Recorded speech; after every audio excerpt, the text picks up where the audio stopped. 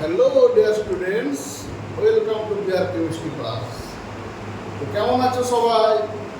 আশা করি সবাই ভালোই আছো। তো চলো, আজকে আমরা চলে এসেছি তোমাদের সামনে আরেকটি নতুন ভিডিও নিয়ে। আজকে আমরা শিখব লিনতাপের 16 কলা।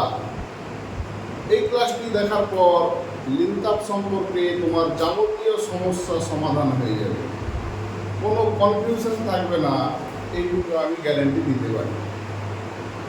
তো চলো, ভিডিওটা শুরু করার আগে তোমাদের কাছে আমার একটা রিকোয়েস্ট থাকবে, যদি ভিডিওটি ভালো লেগে থাকে তবে আমার চ্যানেলটি সাবস্ক্রাইব করো, বেল আইকনে প্রেস করো এবং লাইক কমেন্ট শেয়ার করতে কিন্তু ভুলবে না, যাতে আমি তোমাদের জন্য নতুন নতুন ভিডিও তৈরির মোটিভেশন পেতে পারি।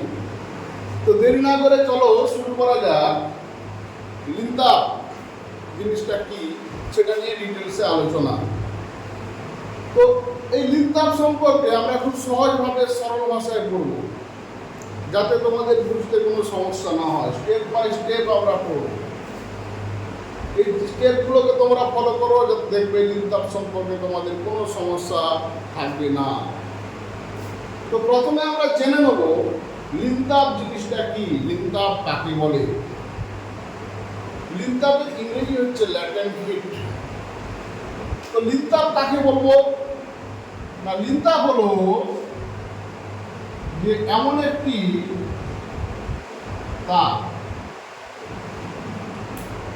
যে তাপটি বস্তুর অবস্থার পরিবর্তন ঘটায়,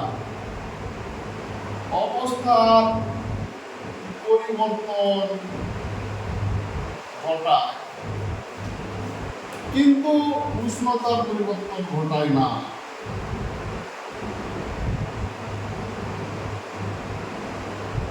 পরিবর্তন ঘটায় না। তাহলে লিনতাপ শুধুমাত্র বস্তুর অবস্থার পরিবর্তনের জন্যই কাজ করে। তাহলে এখানে যে টার্মটা আমরা পেলাম, বস্তুর অবস্থার পরিবর্তন, এই অবস্থার পরিবর্তন জিনিসটা কি সেটা আমরা দেখে নিই। আমরা জানি বস্তুর তিনটি অবস্থা, একটি কঠিন, একটি তরল, আর একটি হচ্ছে গ্যাসীয়। এটা আমরা জানি। তাহলে বস্তুর কঠিন অবস্থা, তরল অবস্থা এবং গ্যাসীয় অবস্থা। তো কোনো বস্তুকে কঠিন থেকে তরলে পরিণত করতে বা তরল থেকে গ্যাসে পরিণত করতে যে তাপের প্রয়োজন, সেটাকে আমরা বলবো লিনতাপ। সেই জন্য লিনতাপ হচ্ছে অবস্থার পরিবর্তনের তাপ। তো কঠিন থেকে যদি আমি তরলে পরিণত করতে চাই, তাহলে এখানে আমাকে কি দিতে হবে না, তাপ দিতে হবে।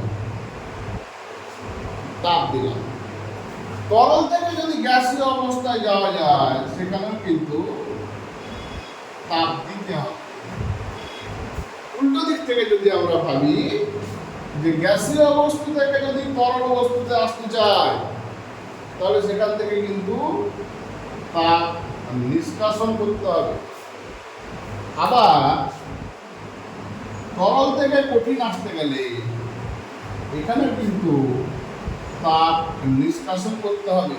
সেই জন্য আমরা এগুলো মাইনাস চিহ্ন দিলাম, এইগুলোতে প্লাস চিহ্ন দিলাম। তাহলে কঠিন থেকে তরল, এটা একটা অবস্থার পরিবর্তন। তরল থেকে গ্যাস, এটা একটা অবস্থার পরিবর্তন। উল্টো দিক থেকে গ্যাস থেকে তরল, এটা একটা অবস্থার পরিবর্তন। তরল থেকে কঠিন, এটা একটা অবস্থার পরিবর্তন। তো কঠিন থেকে তরলে যখন কোনো পদার্থকে পরিণত করা হয়, সেই পদ্ধতিটিকে কি বলা হয় না, কঠিন থেকে তরলে পরিণত করার পদ্ধতিকে আমরা বলবো গলন। কঠিনকে গলিয়ে আমরা তরলে পরিণত করছি, সেটি গলন। তরল থেকে গ্যাসীয়, এটাকে আমরা জানি বাষ্পায়ন। তরল থেকে যখন গ্যাসে পরিণত হচ্ছি, তখন তাকে আমরা বলবো বাষ্পায়ন। এই ঘটনাটিকে বলা হয়। উল্টো দিক থেকে গ্যাস থেকে যখন তরলে পরিণত হয়, এই পদ্ধতিটির নাম হচ্ছে ঘনীভবন। আবার তরল থেকে কঠিনে যখন পরিণত করব, তখন এর নাম হচ্ছে কঠিনী ভবন। দেখো, অবস্থার পরিবর্তন চারটি ভাবে হতে পারে এবং চারটির জন্য চারটি নাম আমরা দেখব। এখানে আরেকটা অবস্থার পরিবর্তন আমরা দেখে থাকি, কঠিন থেকে সরাসরি গ্যাসে পরিণত হয়। তাহলে কঠিন থেকে সরাসরি গ্যাসে পরিণত করতে গেলেও তাপ দিতে হবে। এই পদ্ধতিটাকে আমরা জেনে বলে থাকি ঊর্ধ্বপাতন। ঠিক আছে। আবার গ্যাস থেকে যখন আমরা তরলে কঠিনে পরিণত করব সরাসরি, তখন কিন্তু তাপ বিয়োগ হবে বা তাপ নিষ্কাশন হবে। এই পদ্ধতিটিকে আমরা বলি অবপাতন। দেখো, মোট যত রকম অবস্থার পরিবর্তন সম্ভব সবটাই কিন্তু আমরা এই ছকে বলে দিলাম। এই অবস্থার পরিবর্তনটা আমি কেন বললাম না, অবস্থার পরিবর্তন করতে যে তাপের প্রয়োজন সেটাই লিনতাপ। তাহলে এইখানে দেখো, কঠিন থেকে তরলে পরিণত করার জন্য যে তাপের প্রয়োজন সেই তাপেরও কিন্তু একটা নাম আছে। সেই তাপকে বলা হয় গলনাঙ্ক।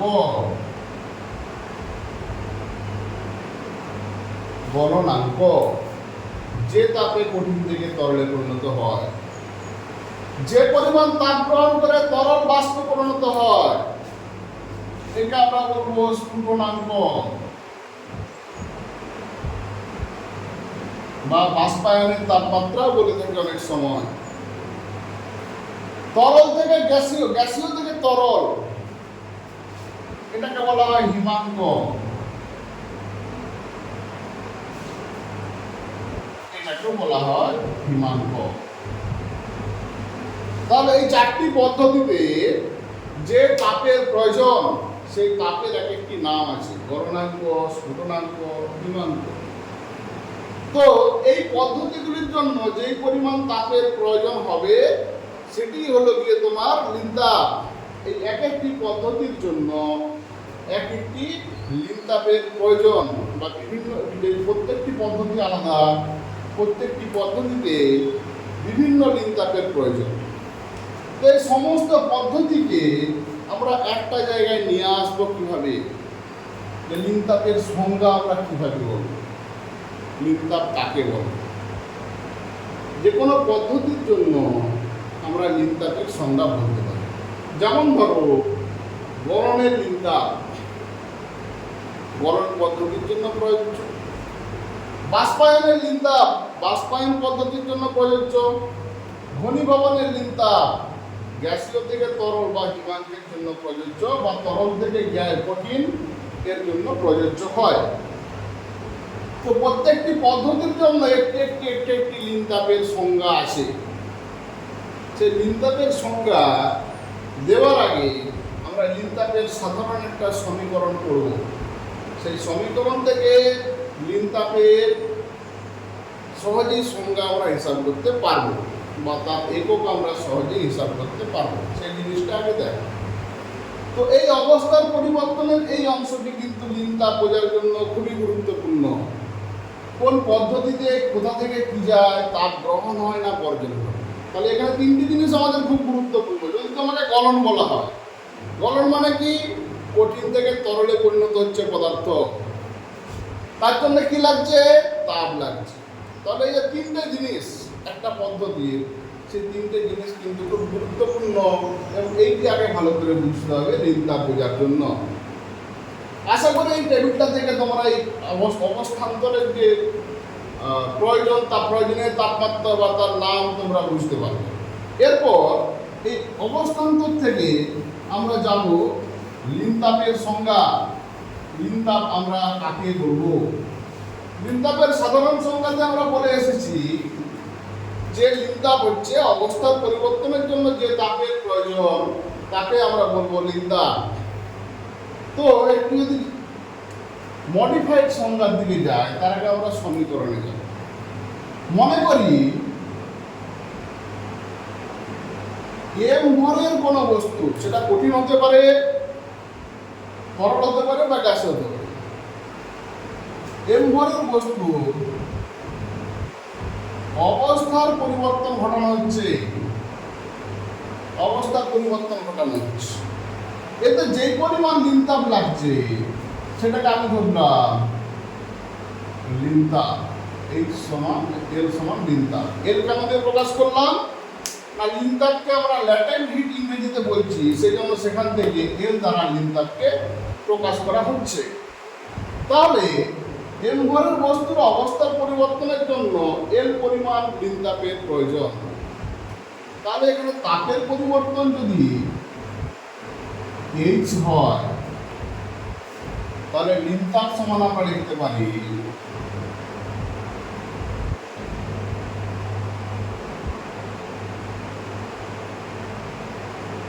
লিনতাপ সমান লিখতে পারি এইচ বাই এল। এর মানে কি পরিমাণ তাপের প্রয়োজন, এর মানে হচ্ছে ভর। এরপর এইখান থেকে আমরা লিনতাপের সংজ্ঞা হিসাব করব। লিনতাপের সংজ্ঞা কি হবে না, সমীকরণ থেকে সংজ্ঞা করা অনেক সহজ। এম এর ভর যদি আমরা 1 করে দিই তাহলে এল সমান আসবে কি এইচ। একক ভরের কোনো বস্তুর অবস্থার পরিবর্তন ঘটাতে যে পরিমাণ তাপের প্রয়োজন তাকে আমরা বলবো ওই পদার্থের লিনতাপ। লিনতাপ শুধুমাত্র অবস্থার পরিবর্তনের জন্য লাগে, সেই জন্য লিনতাপের আগে একটা টার্ম তোমাকে অ্যাড করতে হবে, অবস্থান্তরের লিনতাপ, যেহেতু অবস্থার পরিবর্তন ঘটাচ্ছে। তো এর ডিটেল সংজ্ঞা আমরা লিখবো। এই সমীকরণ থেকে মোটামুটি একটা সংজ্ঞা আমরা জানলাম যে একক ভরের পদার্থের অবস্থার পরিবর্তনের জন্য যেই তাপ লাগবে সেটি হচ্ছে লিনতাপ। তাহলে এখান থেকে লিনতাপের সমীকরণ আমরা পেলাম এল সমান এইচ বাই এম, এটাকে আমরা লিখে থাকি এইচ সমান এম এল। এটি হচ্ছে লিনতাপের সমীকরণ। সংজ্ঞাতে যাওয়ার আগে এখানে একটা একক সম্পর্কে পড়ে নিই। যদি সিপিএস পদ্ধতিতে লিনতাপ আমরা ভাবি এল সমান এইচ বাই এম, সিপিএস পদ্ধতিতে তাপের একক ক্যালোরি, এর একক ভরের একক গ্রাম।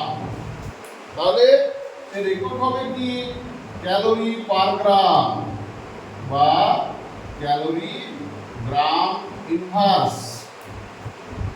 আবার এসআই পদ্ধতিতে যদি আমরা দেখি এল সমান এইচ বাই এম, এসআই পদ্ধতিতে তাপের একক জুল, ভরের একক কেজি। তাহলে এসআই পদ্ধতিতে এর একক হবে জুল পার কেজি বা জুল কেজি ইনভার্স। এটি হলো তোমার লিনতাপের একক। যদি এর মাত্রীয় সংকেত দেখা যায়, লিনতাপ তো একটা শক্তি, তাহলে লিনতাপের মাত্রীয় সংকেত কি হবে? লিনতাপের সমীকরণ থেকে আমরা যদি দেখি লিনতাপ এর সমান এইচ বাই এম।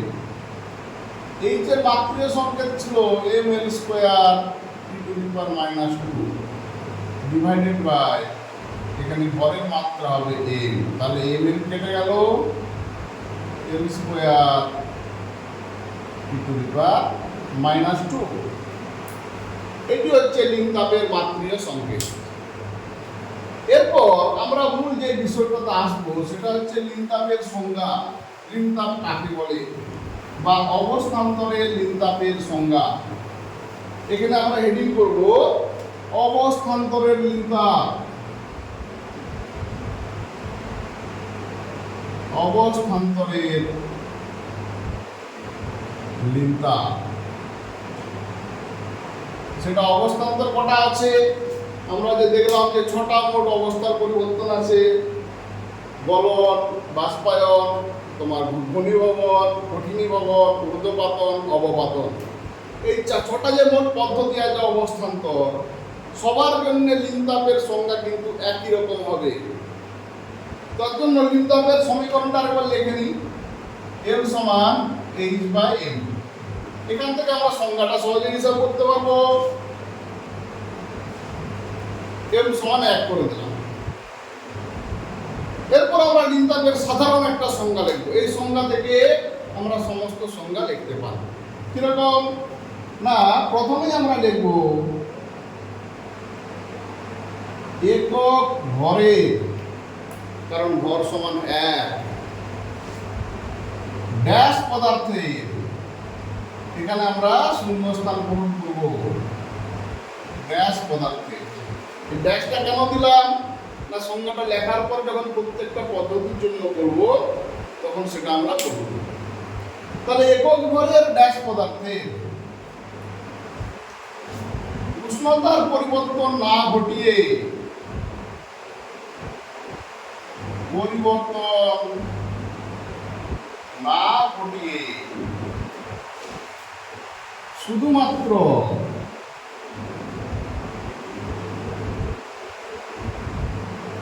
শুধুমাত্র ড্যাশ থেকে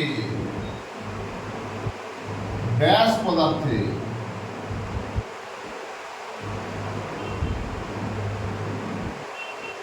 সম্পূর্ণরূপে পরিণত করতে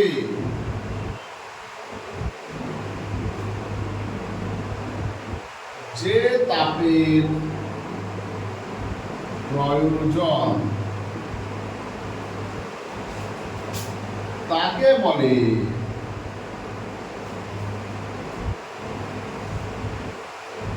গ্যাসের প্রয়োজন।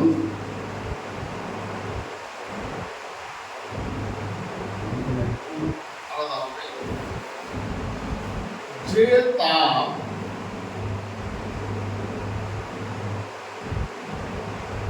প্রয়োজন অধিক নিষ্কাশন করতে হয় তাকে বলে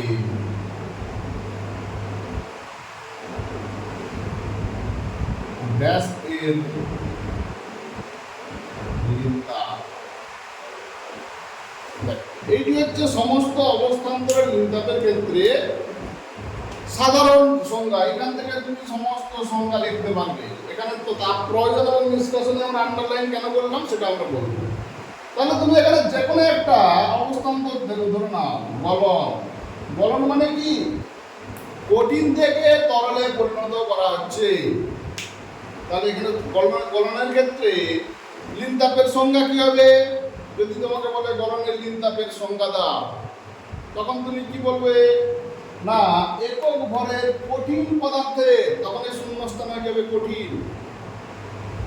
উষ্ণতার পরিবর্তন না ঘটিয়ে শুধুমাত্র কঠিন থেকে তরল পদার্থে সম্পূর্ণরূপে পরিণত করতে। তাহলে কঠিন থেকে তরলে পরিণত হচ্ছে বলেই তো গলন হচ্ছে। তাহলে কঠিন থেকে তরল আমরা বসাবো যে পরিমাণ তাপের প্রয়োজন না নিষ্কাশন। আমরা জানি গলনের জন্য তাপের প্রয়োজন, তখন নিষ্কাশনটা কিন্তু থাকবে না, শুধু প্রয়োজন থাকবে। তাকে বলে গলনের লিনতাপ। তাহলে যে কোনো একটা অবস্থান্তর বলবো।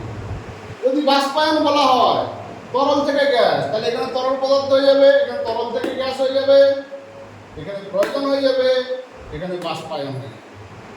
যদি ঘনীভবন বলে দেয়, তাহলে গ্যাস থেকে তরল হবে, এখানে নিষ্কাশন হবে। তখন ঘনীভবনের জন্য তাপ নিষ্কাশন করতে হয়, এখানে হয়ে যাবে ঘনীভবন।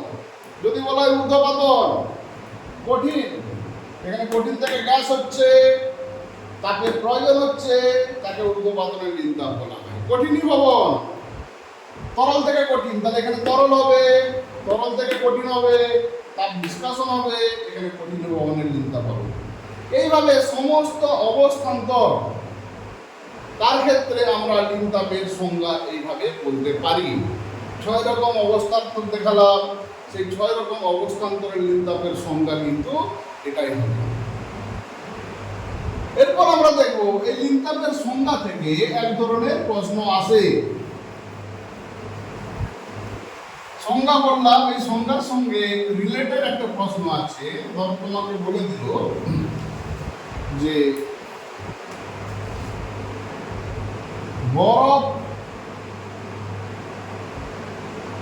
গলনের লিনতাপ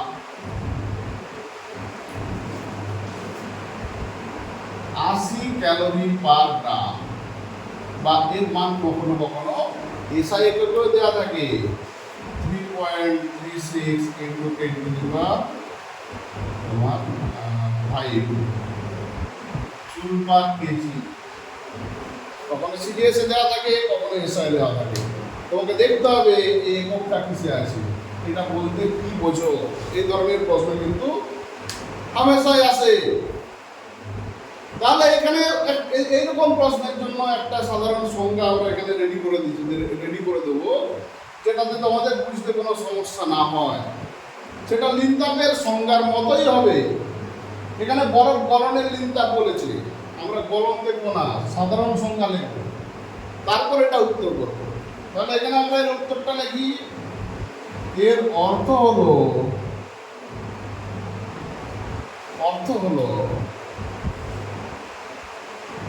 একক ভরের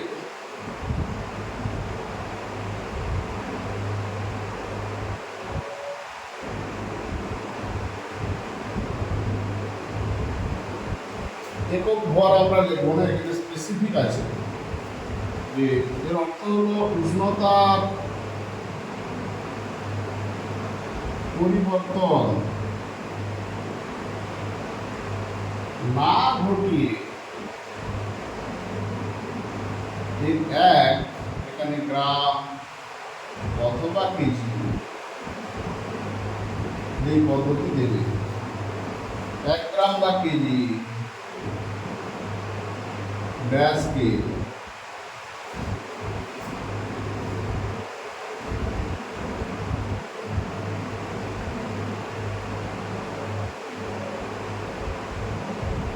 সম্পূর্ণভাবে গ্যাসকে পরিণত করতে যে মানটা দেওয়া থাকবে এত ক্যালোরি বা জুল, তাপের প্রয়োজন বা তাপ নিষ্কাশন ঘটে। দেখুন এখানে দেখো আন্ডারলাইন যেগুলো আমরা করলাম, ক্যালোরি অথবা জুল, তাপের প্রয়োজন বা নিষ্কাশন, গ্রাম অথবা কেজি, এই তিনটে জায়গাতে আমাদের মানগুলো কোশ্চেন অনুযায়ী বসাতে হবে। যদি তোমাকে বলে বরফ গলনের লিনতাপ 80 ক্যালোরি পার গ্রাম বলতে কি বোঝো, তখন তুমি কি বলবে? উষ্ণতার পরিবর্তন না ঘটিয়ে, ক্যালোরি পার গ্রাম আছে সেজন্য এখানে 1 গ্রাম। বরফকে সম্পূর্ণরূপে জলে পরিণত করা হবে, বরফ করলে জলে পরিণত হয়, জলে পরিণত করতে 80 ক্যালোরি, কারণ এখানে ক্যালোরি আছে, তাহলে এখানে ক্যালোরি হবে। তাপের প্রয়োজন কেন না, গরমের জন্য তার প্রয়োজন হয়। বা তোমাকে এইভাবেও দিতে পারে, তখন কি বলতে হবে যে উষ্ণতার পরিবর্তন না ঘটিয়ে 1 কেজি বরফকে সম্পূর্ণভাবে জলে পরিণত করতে এত জুল তাপের প্রয়োজন হবে। এরকম অন্য ধরনের প্রশ্ন আসতে পারে। ধরো স্ফুটনাঙ্কের কোনো পদার্থের, যে কোনো পদার্থ আমি বলে দিলাম, জলের বাষ্পীভবনের লিনতাপ 540 ক্যালোরি পার গ্রাম। এটি বলতে কি বুঝো? তাহলে গ্রাম আছে, তার মানে এখানে আমি গ্রাম বসাবো। জলের বাষ্পীভবন হচ্ছে মানে কি, জল থেকে জলীয় বাষ্প হচ্ছে, তাহলে উষ্ণতার পরিবর্তন না ঘটিয়ে 1 গ্রাম জলকে সম্পূর্ণরূপে বা সম্পূর্ণভাবে জলীয় বাষ্পে পরিণত করতে এত ক্যালোরি তাপের প্রয়োজন। যখন ঘনীভবন বা কঠিনভবন করবে তখন তাপ নিষ্কাশন ঘটবে। যেমন ধরো কোথাও যদি বলে ঘনীভবনের লিনতাপ, ধরো তোমার কঠিনভবনের লিনতাপ দিয়ে একটা যদি আমি উদাহরণ দিই, জল থেকে বরফের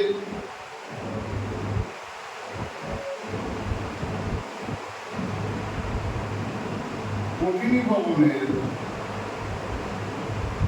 লিন্দাপ 0.5 ক্যালোরি পার গ্রাম। তখন কি হবে, 1 গ্রাম জলকে কঠিনীভবন হচ্ছে, তার মানে কি জল থেকে বরফ হচ্ছে। সে প্রথমে যে 6টি উপাদান সেটি কিন্তু সবসময় মাথায় রাখতে হবে।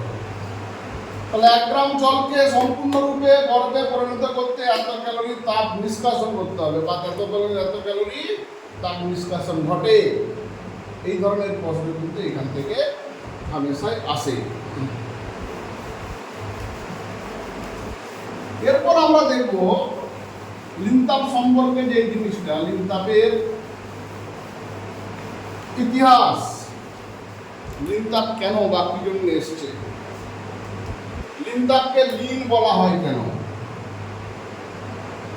লিনতাপ তো বললাম, লিনতাপের লিন কথাটা আসছে কেন, শুধু তাপ আমরা কেন বললাম না, অন্য কোনো পদার্থ বলতে পারি।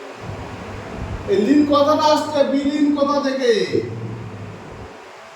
বিলীন থেকে লিন কথা আসছে। বিলীন কথার অর্থ কি, না হারিয়ে যাওয়া বা খুঁজে না পাওয়া। প্রথমে আমরা দেখি লিনতাপকে লিন বলা হচ্ছে কেন, বা লিনতাপে উষ্ণতার পরিবর্তন ঘটছে না কেন। উষ্ণতার পরিবর্তন ঘটে না, এটা কেন, কি জন্য ঘটে। আমরা একটা উদাহরণ দিই। আমরা একটা পাত্রে জল নিলাম, এখানে জল আছে, আমরা এখানে তাপ দিলাম পাত্রে। তাহলে একটা সময় কি হবে, জলের উষ্ণতা যখন 100 ডিগ্রি সেন্টিগ্রেড হয়ে যাবে, তখন এই জলটা কি হবে না, ফুটতে শুরু করবে। এরপর আবার যদি আমরা তাপ দিই, তখন এটা বাষ্প হিসাবে বাইরে বেরোতে থাকবে, জলীয় বাষ্প হিসাবে বাইরে বেরিয়ে যেতে থাকবে। এই বাষ্পেরও উষ্ণতা তখন হবে 100 ডিগ্রি সেন্টিগ্রেড। 100 degree centigrade. তাহলে দেখো, জল ফুটতে শুরু করলে 100 ডিগ্রি সেন্টিগ্রেড, আবার আমরা তাপ দিচ্ছি, তারপরে বাষ্প পরিণত হচ্ছে, তখনও বাষ্পের উষ্ণতাও কিন্তু 100 ডিগ্রি সেন্টিগ্রেড। তাহলে মাঝখানে যে এই 100 ডিগ্রি জল থেকে 100 ডিগ্রি বাষ্পে গেল, মাঝখানে যে তাপটা দিলাম সেই তাপটা কোথায় গেল, সেই তাপটা তো খুঁজে পাওয়া যাচ্ছে না। সেই জন্য লিনতাপকে লিন বলা হয়, যে এখানে যে পরিমাণ তাপ দেওয়া হচ্ছে ওই তাপটা খুঁজে পাওয়া যাচ্ছে না, আমরা দেখতে পাচ্ছি না, সেই জন্য এই তাপকে বলা হচ্ছে লিনতাপ। তাহলে এই তাপটা যাচ্ছে কোথায়, তখন বলা হলো যে পদার্থের যে কোনো কণা বা যে কণা দ্বারা তৈরি পদার্থের কণা, তাদের মধ্যে একটি আকর্ষণ বল আছে, সেই আকর্ষণকে বলা হয় আন্তরাণবিক আকর্ষণ বল। কঠিন এই আন্তরাণবিক আকর্ষণ বলের মান কঠিনে সবচেয়ে বেশি, তারপর তরল, তারপর গ্যাস। হচ্ছে তাহলে তাপ কোথায় যাচ্ছে, না তাপ যাচ্ছে পদার্থের কণাগুলির মধ্যে যে আন্তরাণবিক আকর্ষণ বলা আছে তাকে ভাঙতে। যদি উল্টোটা ঘটে, তাপ নিষ্কাশন যখন ঘটে, পদার্থের ওগুলো যখন জুড়ছে একসঙ্গে, তখন সেখান থেকে শক্তি নির্গত হচ্ছে, সেই জন্য তাপ নির্গত। তাহলে এই যে আমরা তাপ দিচ্ছি, বা সেখানে অন্য ঘনীভবনে ধরো এখানে বাষ্পায়নের জন্য তাপ দিচ্ছি, বা যদি ঘনীভবন ধরি তাহলে তাপ নিষ্কাশন হচ্ছে। তাহলে দেওয়ার সময় কি হচ্ছে, আন্তরাণবিক আকর্ষণ বল ভাঙার জন্য কাজে লাগছে। যখন ঘনীভবন হয় তখন কি হয়, অণুগুলো দূরে থেকে কাছাকাছি এসে জড়ো হয়, তখন সেখান থেকে শক্তি নির্গত হয়, সেই জন্য তাপ নির্গত হয়। তাহলে এই যে তাপটা আমরা খুঁজে পাচ্ছি না, কোথা থেকে আসছে, কোথায় যাচ্ছে, এই তাপটা থাকছে এই আন্তরাণবিক আকর্ষণ বলে। যে নিজেদের মধ্যে আকর্ষণ বলটাকে ভাঙার জন্য তাপ লাগছে, আবার যখন তারা জোড়া লাগছে সেখান থেকে তাপ নিষ্কাশিত হচ্ছে। তাহলে এই জন্য উষ্ণতার পরিবর্তন ঘটে না, শুধু অবস্থার পরিবর্তন ঘটে, সেই জন্য এর নাম দেওয়া হচ্ছে লিন। এইখান থেকে একটা জিনিস আরেকটা আমরা প্রশ্ন আসে আরেকটা জায়গা থেকে, যেমন ধরো তোমাকে বলা হলো 0°C জল আর 0°C বরফ কোনটি বেশি ঠান্ডা? একইভাবে 100°C জল, 100°C বাষ্প, কোনটা বেশি গরম? কারণ জল থেকে যখন বরফ হচ্ছে, জল নিম্ন তাপ ছেড়ে দিয়ে তবে বরফে পরিণত হচ্ছে। তার মানে জলে যে পরিমাণ তাপ ছিল, বরফে তার থেকে কম তাপ আছে, সেই জন্য বরফ বেশি ঠান্ডা লাগবে জলের থেকে। একইভাবে 100° জল থেকে যখন 100° বাষ্পে পরিণত হচ্ছে, তখন দেখবে 100° জল নিম্ন তাপ গ্রহণ করার পরে বাষ্পে পরিণত হচ্ছে। তাহলে এখানে কি ঘটছে? নিম্ন তাপ গ্রহণ, যেটা আমরা দেখতে পাচ্ছি না কিন্তু সে গ্রহণ করছে, তাহলে বাষ্পের তাপ বেশি। একইভাবে বরফ থেকে যখন জলে পরিণত হচ্ছে, তখন নিম্ন তাপ বর্জন হচ্ছে, সেজন্য বরফ বেশি ঠান্ডা, 100° বাষ্প বেশি গরম। এই জায়গা থেকে একটা কিন্তু প্রশ্ন আসতে পারে। এরকম প্রশ্ন আমরা আগেও পড়েছি, যখন নিম্নতাপ সম্পর্কে একটু আইডিয়া ছিল। তবু আমরা বলে দিই যে গ্রীষ্মকালে ঘেমে গেছে, ঘেমে যাওয়ার পর পাখায় এসে বসলাম, ঠান্ডা কেন লাগছে? তার কারণ হচ্ছে, যখন পাখার বাতাস আমাদের শরীরের ঘামটাকে বাষ্পীভূত করছে, ওই বাষ্পায়নের জন্য প্রয়োজনীয় নিম্নতাপ শরীর থেকে গ্রহণ করছে, সেই জন্য ঠান্ডা লাগে। কুকুর দুপুরে বেলা, গরম গ্রীষ্মকালে দুপুরের দিকে জিভ বাড়িয়ে হা করে থাকে কেন? তার কারণ কুকুরের তাপ বাষ্পীভূত হওয়ার জায়গা আছে, কুকুরের ভিতরে যে জলটা আছে সেটা বাষ্পীভূত হওয়ার জায়গা আছে শুধু জিভ, বাকি তো লোমে ঢাকা। তাহলে কুকুর যখন জিভ বের করে থাকে, ওই জিভ থেকে তরল বাষ্পীভূত হয়, ফলে জিভটা ঠান্ডা হয়, তার ফলে শরীরটাও ঠান্ডা। এই নিম্নতাপের এই কিছু ঘটনাগুলো আমরা বলতে পারি। গ্রীষ্মকালে যখন খুব গরম লাগে, তখন দেওয়ালে ভিজে কাপড় বা খসখস ঝুলিয়ে রাখলে ঠান্ডা হয়। তার কারণ কি? তার কারণ হচ্ছে ওই গরমটা পর্দা বা খসখস বা কোনো ভিজে কাপড়ের জলটাকে বাষ্পীভূত করছে, তার জন্য যে তাপের প্রয়োজন সেটা রুম থেকেই গ্রহণ করে, সেই জন্য তখন একটু ঠান্ডা লাগে। তো এগুলো নিম্নতাপের কিছু ব্যাখ্যামূলক প্রশ্ন এখান থেকে এই ধরনের হতে পারে। তো এরপর দেখবো নিম্নতাপের কিছু গাণিতিক সমস্যা। গাণিতিক সমস্যা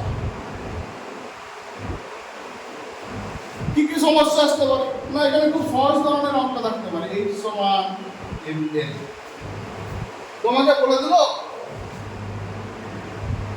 5 গ্রাম বরফ, সেখান থেকে তাকে জলে পরিণত করা হচ্ছে,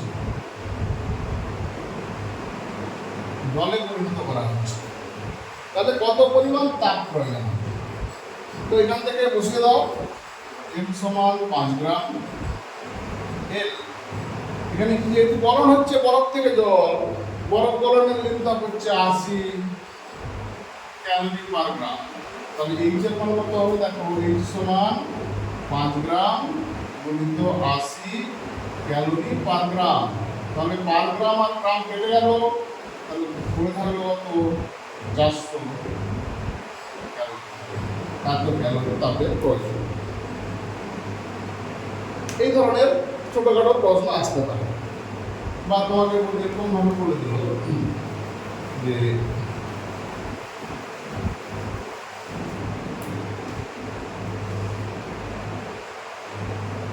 20 গ্রাম বরফ আছে, আর বরফ গলনের নিম্নতাপ হচ্ছে 400 ক্যালোরি পার গ্রাম বা 80 ক্যালোরি পার গ্রাম। তাহলে 400 গ্রাম বরফ কত গ্রাম জলে পরিণত? 80 400 ক্যালোরি তাপ দিলে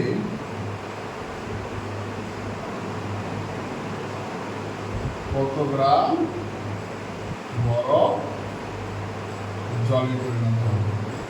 এই ধরনের প্রশ্ন আসতে পারে। তাহলে এখান থেকে আমরা কি বলবো? প্রথমে আমরা দেখে নেব তার নির্তাপ কত, 80 ক্যালোরি পার গ্রাম। তাহলে 80 ক্যালোরি তাপ কি হচ্ছে না 1 গ্রাম বরফকে জলে পরিণত করছে। তাহলে 400 ক্যালোরি কত করবে? 1/80 400 ক্যালোরি ক্যালোরি কেটে গেল 5 গ্রাম। তাহলে ছিল 20 গ্রাম বরফ, কত গ্রাম বরফকে তরলে পরিণত করলো না 5 গ্রাম। তাহলে বরফ এখানে কত থাকবে?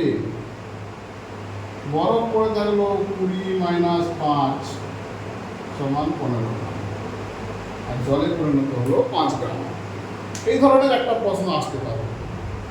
তো লিনতাপের যেটা হিট প্রশ্ন, সেটা আমরা যদি দেখি, এই প্রশ্নটা খুবই গুরুত্বপূর্ণ। লিনতাপ পড়লে এই প্রশ্নটা আমাদেরকে পড়তেই হয়। আমাকে বলে দিল -10 ডিগ্রি সেন্টিগ্রেডের বরফ থেকে 100 ডিগ্রি সেন্টিগ্রেডের জলীয় বাষ্প পরিণত করা হলো, এখানে কত তাপের প্রয়োজন হবে, তাপের মান কত? এই ধরনের প্রশ্ন কিন্তু খুব ইম্পর্টেন্ট প্রশ্ন। লিনতাপ জানলে এই ধরনের প্রশ্ন কিন্তু জানতেই হবে। এই ধরনের প্রশ্ন যদি পড়ে, তোমাদেরকে প্রথমে অবস্থান্তরটা দেখে নিতে হবে। প্রথমে ছিল -10 ডিগ্রি সেন্টিগ্রেডের বরফ, এটা একটা। এখান থেকে প্রথমে কোথায় যাবে? -10 0 ডিগ্রির বরফ, কারণ বরফ থেকে জলে পরিণত করতে গেলে 0 ডিগ্রি সেন্টিগ্রেডের বরফ হবে। বরফ থেকে জলে পরিণত হবে 0 ডিগ্রি সেন্টিগ্রেডের জল, এটা একটা অবস্থান। 0 ডিগ্রি সেন্টিগ্রেডের জল থেকে আমরা যাব 100 ডিগ্রি সেন্টিগ্রেডের জল, আবার 100 ডিগ্রি সেন্টিগ্রেডের জল থেকে যাব 100 ডিগ্রি সেন্টিগ্রেডের বাষ্প। তাহলে এইটি হচ্ছে অবস্থান্তর, এইভাবে ঘুরতে হবে। এরপর দেখো এখানে তাপের প্রয়োজন, তাপের পরিমাণ কি কি হবে? আমি যদি ধরি এখানে এই তাপের তাপ লাগে H1, এখানে H2, এখানে H3, এখানে H4, তাহলে 4 ধরনের তাপ লাগছে। তাহলে কোন তাপ কিভাবে হিসাব করব? না, এখানে একটা জিনিস খেয়াল করতে হবে। দেখো যেখানে উষ্ণতার পরিবর্তন ঘটছে, -10 থেকে 0 উষ্ণতার পরিবর্তন ঘটছে, সেইখানে আমরা তাপ ক্যালকুলেট করব H সমান ms × -T1। যেখানে উষ্ণতার পরিবর্তন ঘটছে না, সেখানে আমরা হিসাব করব এই সূত্র দিয়ে H সমান ml। তাহলে এখানে যদি তোমার পরিমাণ বলে দেয়, ধরো 10 গ্রাম -10 ডিগ্রি বরফ, তাহলে এখান থেকে দেখো প্রথম স্টেপ H1 যখন আমরা হিসাব করব, তখন H সমান ms × -T1 দিয়ে হিসাব করতে হবে।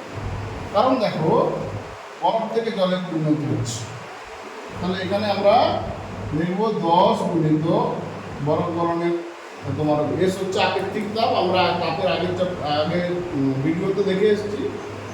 যদি কেউ না জানো, এটা তাহলে প্রথম ভিডিওতে গিয়ে দেখে নেবে, সেখানে বলা আছে T2 - T1, T2 কত 0 -10, তাহলে কত হবে 10 গুণিত 10 সমান 100 ক্যালোরি।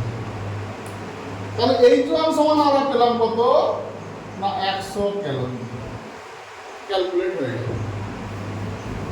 এবার দেখো H2, এখানে উষ্ণতার পরিবর্তন ঘটছে না, শুধুমাত্র অবস্থার পরিবর্তন ঘটছে। তাহলে এখানে হিসাব করবো কত 10 গ্রাম হচ্ছে তার ভর আছে। বরফ গরমের লিনতাপ 80 ক্যালোরি পার গ্রাম, তাহলে পার গ্রাম কেটে গেল 800 ক্যালোরি। তাহলে H2 এলো 800 ক্যালোরি। তৃতীয় পদ্ধতি দেখো, তৃতীয় ধাপ H3। তাহলে H3 যদি আমরা হিসাব করি, ভর দেওয়া আছে 10 গ্রাম,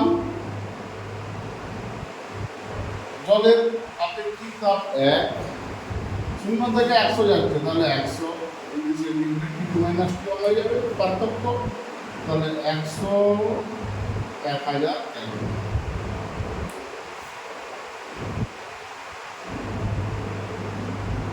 তাহলে H3 এর মান কত পেলাম দেখো, 1000 ক্যালোরি। H4 চলো হিসাব করব। এর হচ্ছে 10 গ্রাম, এর হচ্ছে বরফের বাষ্প, জলের বাষ্প আর বাষ্পীভবনের নির্যাস 540 ক্যালোরি পান। তাহলে হলো 5400 ক্যালোরি। এটা গেল H4। তাহলে এগুলো যোগ করে দিই, যোগ করে দেওয়ার পর আমরা মোট তাপ পেয়ে যাব। তাহলে মোট তাপ কত? H সমান H1 plus H2 plus H3 plus H2। H1 হচ্ছে 100 প্লাস 800 প্লাস 1000 প্লাস 5400, এত ক্যালোরি। মিনিটে হিসাব করি, 6400, 6500, 6500 আর 800, তাহলে 7300। এটি গেল একদম সহজভাবে। যদি তুমি স্টেপগুলো শুধু লিখতে পারো, সেখান থেকে কিন্তু তুমি সহজে উত্তর করতে পারো। এবার এখানে প্রশ্ন আছে একটা, যে এস এবং এল এই মানগুলো আমাকে বসালাম, এই মানগুলো কিন্তু দেওয়ার ধারণা থাকতে পারে, আবার নাও থাকতে পারে। নিমতাপের মান দেওয়া থাকতে পারে, কিন্তু যদি নাও থাকে, প্রত্যেকটা অবস্থান্তরের নিমতাপের মান, বিশেষ করে জলের ক্ষেত্রে আমাদের সেটা জেনে রাখতে হবে। এটা কিন্তু সংজ্ঞার পরেই লেখা আছে, ওই মানটা মনে রাখতে হবে। জলের আপেক্ষিক তাপ 1, এটা কিন্তু দেওয়া থাকবে না, এটা তোমাকে মনে রাখতে হবে। তাহলে এইভাবে এস এবং এল এর মান বসিয়ে আমরা 4টা H ক্যালকুলেট করলাম, মোট তাপ ক্যালকুলেট করলাম। একদম সহজ অঙ্ক, স্টেপগুলি জানলেই হবে। তো এইটি হলো লিনতাপের বিভিন্ন গাণিতিক সমস্যা। লিনতাপ থেকে এই ধরনের গাণিতিক সমস্যা আমরা পেতে পারি। তো চলো, লিনতাপ সম্পর্কে আমরা সম্পূর্ণটা জানলাম। লিনতাপ কাকে বলে, তার একক, তার মাত্রা, বিভিন্ন ধরনের লিনতাপ, সেখান থেকে প্রশ্ন, লিনতাপকে লিন বলা হয় কেন, এবং তার সম্পর্কিত গাণিতিক সমস্যা। এই বিষয়গুলো যদি নিয়ে কোনো সমস্যা থাকে, তাহলে আমাকে তোমরা কমেন্ট করে জানাও, আমি তোমাদের সেটা সমাধান করার চেষ্টা করব। আশা করি ভিডিওটি ভালো লাগলো। তো চলো, আজকের জন্য টাটা, ভালো থেকো।